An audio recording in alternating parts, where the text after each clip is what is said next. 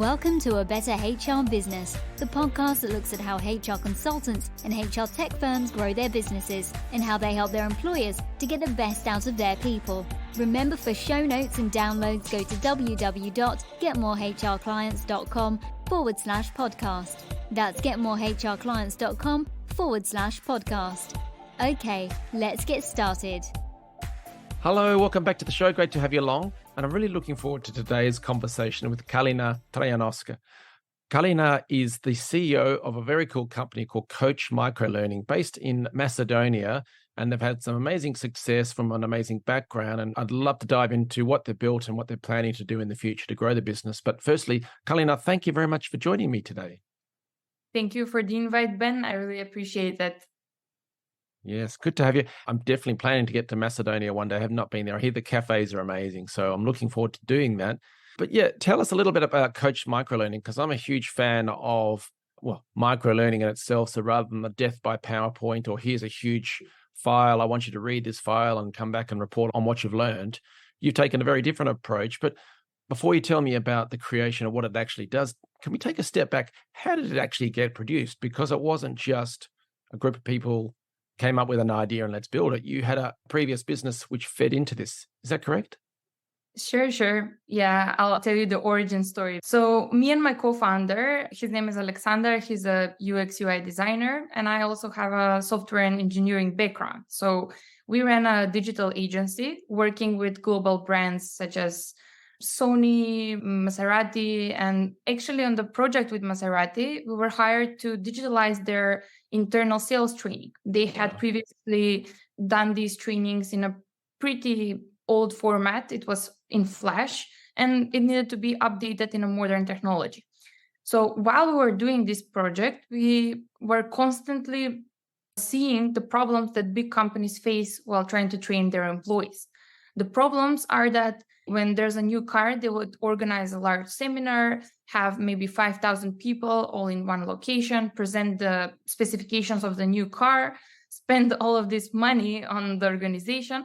But then 2 weeks afterwards, a lot of that knowledge has disappeared, and the salespeople can't actually retain everything that's, dumped on them on one day of learning. So that defeats the whole purpose of investing money into a one-day seminar. That's the problem.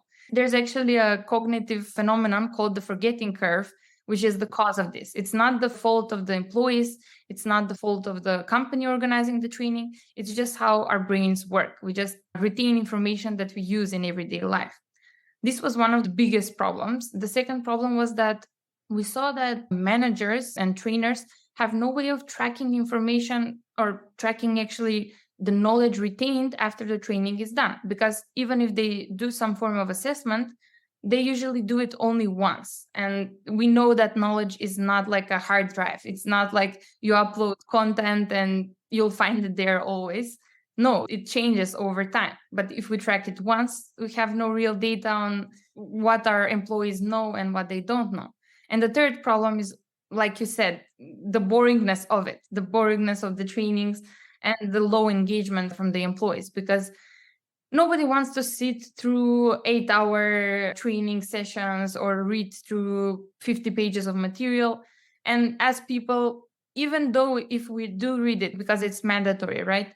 We have no idea what we know, what we don't know afterwards. So those were the main problems that inspired us to look for a solution. And when our German partner invited us to find out more about what we can do because we successfully completed the previous project, that's where we saw our opportunity. Me and my co-founder, we sat down, we said, okay, let's, find a solution to all of these problems. Let's brainstorm. Let's bring a fresh concept so we can further our collaboration. So we sat down, we spent like 2 weeks prepping before the meeting, brainstorming ideas. There were, sleepless nights. And that's where actually the initial idea about Coach was born. This was back in 2019, before the COVID crisis. And we haven't stopped working on it since. We saw that it's a big opportunity, that the market has a real need for a solution like this, because not only Maserati, not only the car industry, many companies deal with the same problems. Yeah. There's a couple of things that arose from what you were saying there that I think would be very interesting for people to note. One is the fact that you and your co-founder, you didn't just dream up interesting ideas and interesting solutions to problems that maybe didn't exist. You were really focusing on the pain points, and pain points, maybe I overuse it, but it's stuff that's annoying or causing problems for businesses, and then trying to solve those problems. Because in my position, helping many different HR businesses and consulting firms and so on, sometimes people go about it the wrong way and think up, what can we produce that will be really cool? And then no one actually needs it or wants it, or maybe they think it's great, but there are bigger fish to fry. There's bigger problems to worry about. And then the other thing you mentioned was the fact that it was through another organization that was sort of controlling or a partner for these different premium brands. And I'm constantly telling businesses in the HR sector to look for partnerships and leverage points to open up new doors and things like that. So personally, that's how we grew our own HR consulting business. But I love the way that you describe how you were able to access, for instance, Mercedes as well as Maserati deal and possibly others until COVID went and killed it all. But could you explain exactly what it is? Like, is it an app? Is it a website? Just for a practical sense. Yeah, sure. So Coach Microlearning is actually a two-part platform for internal trainings and making them more effective, more engaging, and of course, impacting performance. That's the end goal. Like, we don't want to do training just for the sake of it. We want the training to generate more sales, to help the company with their KPIs, whether it's less injuries, more productiveness, and so on. So how it works is actually there's a mobile app for the employees and an admin panel for the managers where they can track the knowledge of the employees over time. But the app, it's where the, let's say, innovation is, because we don't do it through typical just upload your training materials and they have it in the app. No, we have content-based learning games where they get asked questions from the materials that they need to know. So think more like Duolingo, but instead of learning languages, you're learning company-specific materials. For example, if you're a consumer electronics salesperson, it will ask you questions that really customers ask you. For example, what type of washing machine should I get if I have pets? Or what's the difference between these two TVs and so on? So the material inside of the app is different for every company, and it's about their internal processes, stuff that their employees need to know. And the way that the app works is they get points for correct answers. And if they get an answer wrong, coach tells them the correct answer. So they learn. And because the games are very fast, you have a timer for a minute or two. They need to react quickly in order to, score the points and finish the game. They get motivated by all of these game mechanics. And in the end, they learn much, much faster in a smaller amount of time. You can actually cover the whole material. The smart part about the app is that as they answer questions, it detects which parts of the material they don't know. And then it promotes those types of materials again for them to read and fill in their knowledge gaps. And then again, it prefers those type of questions to ask that person again in order to make sure that he has mastered it. So for example, if you and me, if we start using the app, it's not going to give us the same questions. It's a completely personalized learning experience with no need for the learning and development professional to make specific learning paths. No, our algorithm does that automatically, and it reminds employees when to refresh their knowledge with personalized notifications and so on. So the app is really engaging. Employees love it. We see with our clients when somebody launches it that the employee feedback is really great. They want to play it at home. They want to play it sometimes, before bed at 1 a.m. We see these sessions, and they feel like the company really cares about them because it gives them an easy way to be better. It's better for the employees because if they get better performance, if they sell more, they're going to get promoted. They're going to get perks for themselves as well. So that's how we want to align all of these motivations of the employees and the managers towards the same goal, right? Finally, about the admin panel, that's what I wanted to add about the platform. That's where the managers can add all the questions, the content, and also track insights. We have unparalleled statistics about the knowledge of each employee. They can see knowledge maps, they can see knowledge over time, they can analyze data about different locations they have, if they have multiple stores, detect problems. And the most interesting part of all, I think, is the AI training generator. So what we're doing is we're currently building and developing an AI-powered tool that can transform training manuals the company already has in Word format, in PowerPoint presentations and different formats, directly into a coach training, completely with structure, with lessons, with questions and answers. And it's really magic because it does a job in 2 minutes, what an expert would take 20, 30, 50 hours of work. And of course, it's not perfect. It needs to get reviewed afterwards, but it really is a jumpstart for the companies. I think that's amazing. Some industries rely heavily on quality assurance or quality control systems. So you've got standard operating procedures. And so you write out the procedure and then you allocate different roles to those jobs and then the people to those jobs. Training is required for each and every procedure and it has to be refreshed every year before an audit, all that kind of stuff. In my mind, I can see some of the files from early days. And this is a way of extracting all that boring, dusty information, which has to be done because you don't pass a quality control audit. It can extract it and turn it into gamified learning and a way to educate the workforce. I can imagine in the future that a possible development is connecting it to things like sales figures and financial figures so that the business from a high level can say, well, we're underperforming in this division or this function or this product, or we're not selling on this particular product line or whatever. And so increase sales training in a certain area or increase quality control because there's an error rate somewhere else to make it ever developing and ever learning. Exactly. That's what we're doing even now because we allow companies to cross-reference the data because we include the ID number of the employee, whether that's an SAP unique number or whatever other employee management platform that they use. And then they can cross-reference the data and it always correlates. So for example, if they don't know about the product, if they don't know its product specifications, its benefits, why it's better than the competitors, that gets shown in our analytics, right? But when we cross-reference it with the sales data, of course, they're not selling the product that they don't know, right? So that's our main goal. Reps who know the products better sell better. And that's, pretty obvious, but it's a hard thing to do when you have thousands of employees at different locations. It's impossible to do without a solution like this. And most solutions aren't personalized. They just serve the same content in the same order to all people. And of course, it's boring, right? Because you think you know it. But when you get tested on it like this in an interesting way, you see that it's not like that. I love it. Now, if I turn to sort of the business growth side of things, so you are based in Macedonia, but you've got big plans, I'm guessing, to expand, and take over the whole world. So can you explain what your plans are on how to expand out of your national borders and expand across into other countries?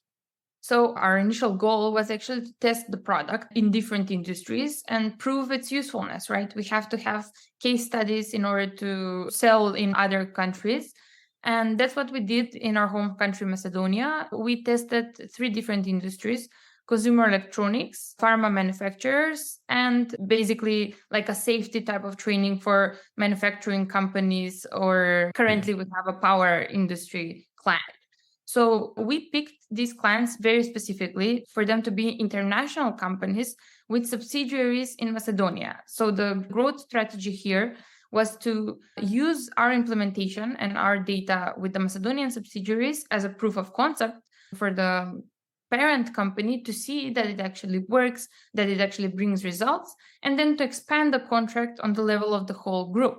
So that's why we actually work with an Austrian company, with a subsidiary in Macedonia, with different, international companies. And we have had pretty great results. In the power industry, we increased the level of knowledge on the employees from around 60% at the beginning, because we can actually detect base level knowledge because we track all of the answers, whether they're correct or incorrect. And in 4 weeks, it rose 37% on average. So in some cases, people even increased their knowledge 80%, some people that didn't know. And this was about critical information, safety standards, procedures that cause injuries if somebody doesn't know them. So every, let's say, question that somebody mastered with Coach is a potential injury prevented or potential mistake that could cost the company a lot. And when they saw these numbers, immediately we organized a meeting with the CEO of the Macedonian subsidiary and preparing a presentation, for the international company. So I think it's a really good strategy to think about companies that are, not formed in their end market, to pick these companies that have bigger potential. And now our plans, once we, validated that the product actually brings results, now we're planning to enter the UK market. We're working on an outreach strategy. And because we already have these case studies in these 3 different industries, it's much, much easier. So that would be also a part of my advice.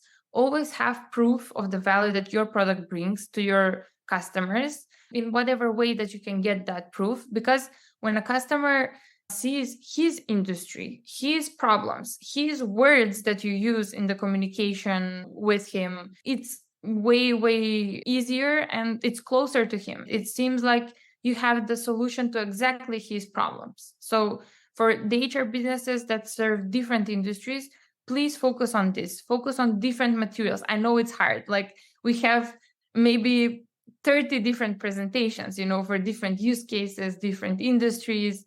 It's a lot of work to prepare these personalized materials, but it really does have an effect. So that would be my advice.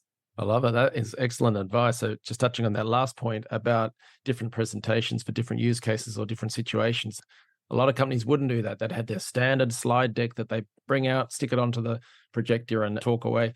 Whereas whatever situation you're going into to speak to, you change it. So if it's a manufacturing sector business, then you probably got a manufacturing sector presentation with case studies from the manufacturing sector. And if you're going into financial services, you have a financial services version. I think it's an excellent idea. And it's one I would always recommend to clients and so on. For instance, on their website, just have different versions of services accustomed or focus for different sectors. Just to clarify, your expansion plan involves looking for companies with subsidiary businesses. Do you look for the company that has a head office based in Macedonia or a subsidiary company that is based in Macedonia? A subsidiary company based in Macedonia, because we want the parent company to be in more developed markets and so on. Yeah. So for people listening, just to clarify, I'm sure you get it, but if you want to get Coca-Cola as a client, where are they, in Atlanta or something? You're not going to do it realistically, right? But if you go to the Coca-Cola subsidiary in Macedonia and win their business, then that enables you to then contact the subsidiary business next door in Serbia or across in Austria, let's say. So you get a couple of them and suddenly you can go to Atlanta and say, look, we've already got 5 of your national operations using our system. They all love it. Can we at least present to you? It's a land and expand type approach, which is very, very clever.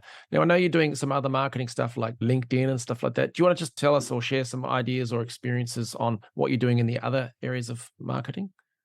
Of course. So what we've seen is that community is really important. So connecting with the people who are your target group and interacting with them, not only just messaging them, but I'm going to share an insight that we recently saw. So we tested posting strategies, outreach strategies, but we saw that commenting is a really effective way of getting the attention of the people that you want and also similar people. So for example, let's say that you really want to connect with somebody, but they're a busy individual. Maybe it's a CEO or maybe it's somebody popular, an influencer in your industry. If you write them a message, okay, you have a 50-50 chance whether you're going to catch their attention and everything. But that also requires, that you hit the right wording, that you really have value to offer. But if they're posting and if you comment on their post, first, you're giving them value, right? You're giving them exposure. You're giving them engagement. They're posting because they want reactions. It's good for them. So you've already kind of helped them. And don't post just, okay, great post or, oh, I agree with you. That's not insightful. That doesn't stir up a discussion. That doesn't show your way of thinking. Try to comment something that's useful, that's insightful, that gives them, a new perspective to look at something, or maybe ask them a question so they can comment back. And of course, they're going to click on your profile. They don't know you. Who is this that's commenting on my posts? So right now, you get kind of like a different dynamic going on. you're not begging for their attention, right? That you're messaging them out of the blue. No, they're the ones that discover you. And because they're the ones that click on your profile, they're going to look around, they're going to try to find out information, maybe click on your website. And now they've already seen your face, they've seen your picture, they've seen your name. And next time, maybe you comment even once more or like their post. And then when you send a message, now you're getting your chances up for a reply much, much more. So I would highly recommend this. Of course, it only works with people who are active on LinkedIn and posting. So not in all of the cases. For the other cases, I would suggest something else. So if somebody is not active on LinkedIn or posting and you want to send them some kind of message, always go straight to the point in the first 1 or 2 lines with some research that you've done, with something that shows that you've spent time for them, for their personal life or their position, or something that actually brings value to them. Always try to do that first. So for example, maybe say something like, if they're working at Coca-Cola, you've mentioned that company already.